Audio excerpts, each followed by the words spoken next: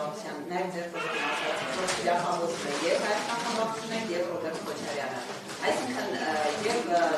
ակնհայտ է, որ երկրորդ նախագահի թիմակիցների կողմից է սպասի,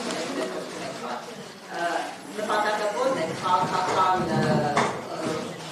հետագա ալտերնատիվը կասեցնել եւ Հայաստան խմբակցության եւ Ռոբերտ Քոչարյանի հնարավոր առաջադրումների։ Այսինքն իրականորեն նպատակը ո՞րն է։ Ես կդժվարանամ ասել, եթե դուք հետևում եք եւ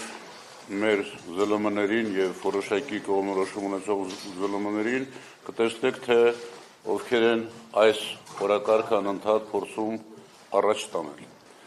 Երեք շատ լավ ձևակերպում էր տվել պարոն Ռուստամյանը, որ սա ավելի շատ ընդդիմադիր դաշտում տեղավորվելու խնդիր է, քան թե իշխանության դեմ պայքար։ Բայց գիտեք, եթե նայենք վերջին շրջանի, ես թողնում եմ եւ ԿՊ-ի տեղում, գիտեք ինչպես է վերաբերվում երկրորդ նախագահին, թողնում եմ հանրապետական կուսակցությանը ի վերջո վերջերս երրորդ նախագահ ասել էր, որ թշնամություն չունի, բայց նաեւ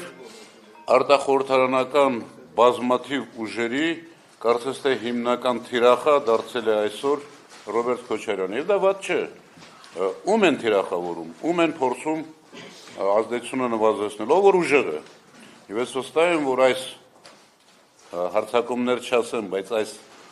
վայնացումները մեն ուժեղացնում են Քոչարյանի դիրքերը։ Տեղը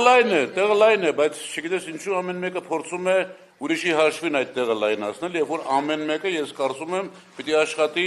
իր վարկանիշը բարձրացնել, իր ազդեցությունը մեծացնել։